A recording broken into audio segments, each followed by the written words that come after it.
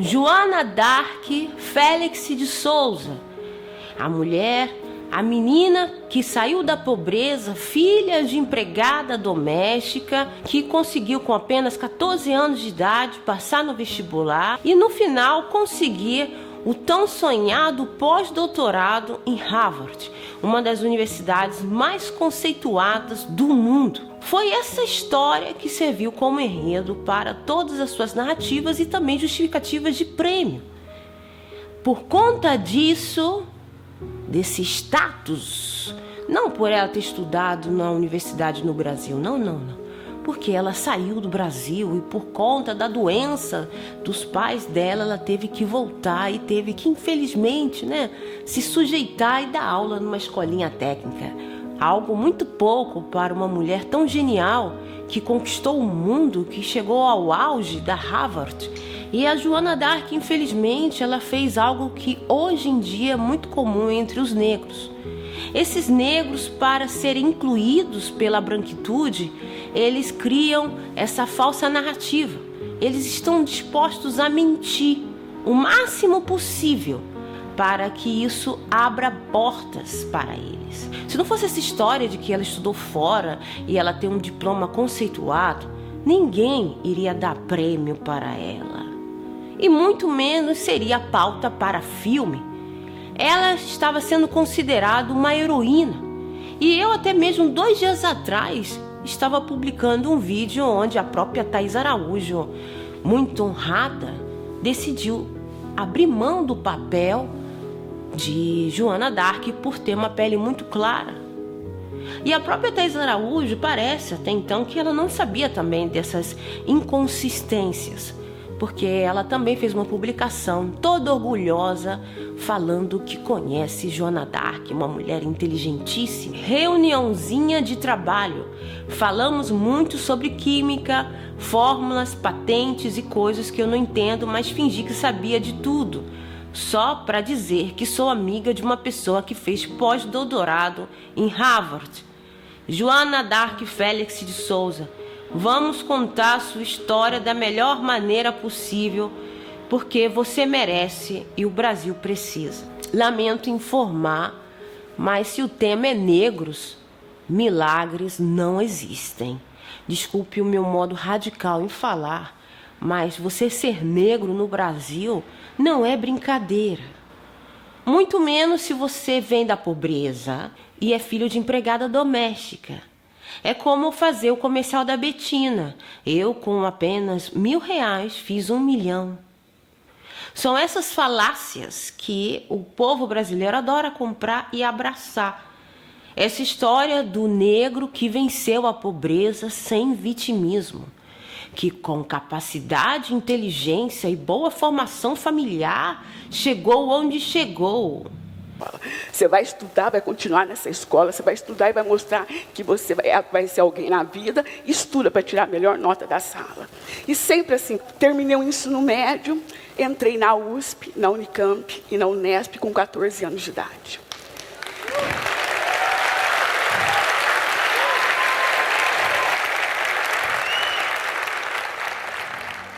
E a branquitude, na era de Bolsonaro, adora premiar o crioulo, a negona, o negão, sem nome, sem sobrenome, mas é o negão. O negão que não faz o vitimista. O negão que é um gênio, porque ele não fala das questões reais e as desigualdades que existem com a população negra. O negão que diz que somos todos iguais e que eu fui bem educado. E são essas coisas que faz com que a branquitude adore esse crioulo. E a Joana d'Arc apenas, ela quis falar javanês. Ela viu a oportunidade de ser incluída em algo que não existiria possibilidade, como falar javanês. E ela entrou na elite. Ela passou a ser benquista pela branquitude, premiada pelos jornais, saiu em revistas, até a bonequinha da Mônica foi criada para ela. a cientista, a mulher negra intelectual, que saiu do nada e conseguiu apenas com capacidade, sem vitimismo, vencer a pobreza. E se você não sabe o que seria javanês, é um conto muito conhecido pelo nosso escritor Lima Barreto, que fala justamente da hipocrisia por falsos intelectuais ou pelo diploma. A branquitude, muitas das pessoas, quando vê uma pessoa negra, já pergunta qual é o seu status, qual é o seu diploma. Isso é um mal que existe em ambos os lados, seja da esquerda como da direita. A gente precisa ter consciência, pessoas, que seja você vivendo no lixão ou no ferro velho, e você, por conta da sua falsa narrativa, você ter oportunidades de entrar na elite, acredite, assim como foi a história do conto do homem que sabia falar javanês, ele conseguiu ter amizades e ganhar um status. Foi exatamente o que aconteceu com a Joana d'Arc. Uma vez dentro, como Joana d'Arc poderia voltar atrás da sua narrativa? Aonde no Brasil alguém ia dar valor para uma professora negra? Ela teve que manter a mentira. Só que ela é uma senhora, ela não sabe que hoje em dia as pessoas sabem reconhecer um PDF mal feito, pior ainda, escrito errado em inglês. E ela não para por aí, ela conta que ela tentou aprender inglês sozinha e que saiu do Brasil, né, e teve ajuda de europeus e tantas histórias onde ela usou até a doença da família para justificar o seu retorno ao Brasil, coitada. E o orientador até me disse: Joana, eu tenho parceria com um professor na Universidade de Clemson, na Carolina do Sul, e de acordo com o andamento do seu trabalho, você pode ficar lá 1 ano fazendo parte da sua pesquisa. Pessoal, foi o pior ano da minha vida. Foi um ano que eu vivi como um fantasma invisível. Porque eu morei num alojamento lá na universidade, lá as pessoas, o racismo é tão forte, passa de pai para filho, é uma coisa assim enraizada na cabeça das pessoas. Então eu só tinha amizade com ali meu orientador e esses 5 europeus. Pessoal, eu sofri demais esse ano, mas eu aguentei porque eu estava adquirindo muito conhecimento. E sofri bastante, mas no final tive uma recompensa, porque publicamos aquele trabalho daquele 1 ano nas melhores revistas americanas e tive um convite para fazer o pós-doutorado em Harvard. Então, nós precisamos parar de querer rotular as pessoas. E assim como você pode achar que Joana d'Arc é um ícone, porque ela é uma mulher negra que não fez a empregada doméstica. Antes de querer olhar a cara de uma mulher negra e querer rotular a história dela ou desmerecer a sua trajetória, lembre-se, nós que viemos da pobreza temos um percurso muito pesante para percorrer. Como Joana d'Arc, Glória Maria, muitas mulheres negras, para estarem onde estão hoje, como eu, quase com 40 anos, aqui falando com vocês, eu não sou mãe solteira, eu não usei o golpe da barriga, mas vocês gostam de criar narrativas. Então você tem que inventar para ser respeitada pelas pessoas. Aí voltei para a Unicamp, terminei o doutorado e fui fazer o pós-doutorado em Harvard.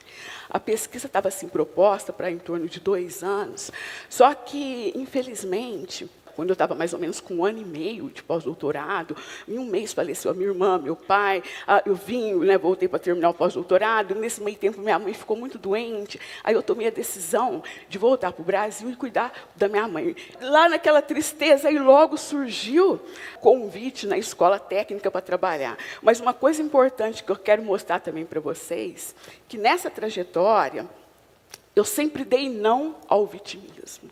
Eu usei tudo que eu sofri. Humilhação, preconceito, aquele xingamento, a fé, como ferramenta para vencer na vida. Infelizmente, ser negro no Brasil não é uma coisa simples. E eu fico muito constrangida e triste pela Joana. Primeiro que ainda não aconteceu de nós termos uma mulher negra brasileira como uma elite intelectual. Segundo, a branquitude está buscando incansavelmente um fantoche para provar sua teoria de que, mesmo que você é filho de empregada doméstica, mesmo que você é negro, mesmo que você saia da extrema pobreza, e você, em modo precoce, vai ser já um gênio da ciência. E foi aquilo que aconteceu com Joana d'Arc. Infelizmente, algumas inconsistências foram reveladas. A primeira delas é que ela diz que ela entrou na universidade com 14 anos. E os repórteres Felipe Resch e Renata Cafardo comprovam que não bate essas informações. Tem um áudio aí que eu vou mostrar, onde eles relatam como foi iniciada essa investigação. Joana d'Arc Félix de Souza, filha de uma empregada doméstica e de um profissional de curtume, passou 10 anos na Unicamp da graduação ao doutorado. As publicações científicas levaram um convite para cursar o pós-doutorado nos Estados Unidos. E tive um convite para fazer o pós-doutorado em Harvard. Se eu tivesse desistido, o convite nunca teria aparecido. Aí voltei para a Unicamp, terminei o doutorado e fui fazer o pós-doutorado em Harvard. A pesquisa estava assim proposta para em torno de 2 anos, só que, infelizmente, quando eu estava mais ou menos com 1 ano e meio de pós-doutorado, em 1 mês faleceu a minha irmã, meu pai, eu vim, voltei para terminar o pós-doutorado. A professora voltou ao Brasil em 2002 e fez carreira de docente na Escola Técnica Estadual em São Paulo, onde leciona até os dias de hoje. Foi nesse colégio que a cientista desenvolveu projetos de pesquisa que lhe renderam prêmios e patentes. A história da menina pobre que conseguiu um diploma em uma das mais conceituadas universidades do mundo chamou a atenção de toda a imprensa e dos mais diversos programas televisivos. A menina Joana d'Arc nunca esqueceu do sermão que levou da diretora da escola. Pessoas do seu nível nunca vão conseguir nada. E não é que Gina e Joana escaparam do destino a que pareciam condenadas, porque um dia outro professor disse que elas podiam, sim, que elas eram mais, que elas podiam mais. E assim, anos depois, elas mesmas se tornaram professoras e, multiplicando-se no espelho de seus mestres, passaram a transformar agora as vidas de seus alunos. Mulher pobre, filha de uma empregada doméstica com um funcionário de um curtume, que nasceu dentro de um curtume, que tinha, em tese, poucas perspectivas, mas que tinha conseguido ingressar numa universidade muito cedo, aos 14 anos, fazer mestrado, fazer doutorado, tudo isso na Unicamp, e depois morado e estudado nos Estados Unidos. Só que um detalhe, lá no final da entrevista, uma pergunta que eu fiz por praxe, por prática, embora eu já tivesse a resposta, que me despertou a minha primeira suspeita. Eu perguntei a ela: professora, quantos anos a senhora tem? E ela me respondeu 37. 37 anos era uma idade muito distante para a idade real dela. Ela é de 1963 e eu sabia. Então, na época, no final de 2017, então ela devia estar com 54 anos. Tinha acabado de fazer 54 anos. Então, essa primeira informação que eu sabia ser equivocada é que que me despertou esse receio de que talvez a gente tivesse diante de uma história que não era inteiramente verdadeira. Uau, Resch, começou pela idade dela, então? Pela idade dela. Ela me informou que tinha 37 anos. E não fazia sentido, né, Resch, com as contas que você faria ali, né? Com quantos anos ela teria entrado na Unicamp se ela tivesse 37 ela seria anos? Uma criança. Ela com de 2 anos, entendeu? Assim, não fazia nenhum sentido, né? Então, esse foi a primeira escorregada. E a partir de então, fui procurar tentar confirmações por outras vias de absolutamente todas as informações que ela havia me dado. Se uma vez que ela era capaz de dizer uma idade muito distante da idade real dela, ela também poderia ter dado informações desencontradas com fatos objetivos em outros momentos ou em outras passagens da vida dela. Então retornei. Quando eu retornei da viagem, tentei pelas vias procurar confirmar a questão do PhD. Daí, quando eu vou analisar o currículo Lattes, eu percebo que a informação do PhD não havia sido incluída. Ela não constava inicialmente do currículo oficial da professora. Então, quando eu retornei a ela, tornei a questioná-la, eu questionei da idade, que eu sabia ser falsa, e perguntei: professora, por que o PhD da senhora não consta do currículo Lattes? Algo tão importante não estar no Lattes, né? Chamou a atenção dele. Título mais relevante, em tese, né? Sim. Exato.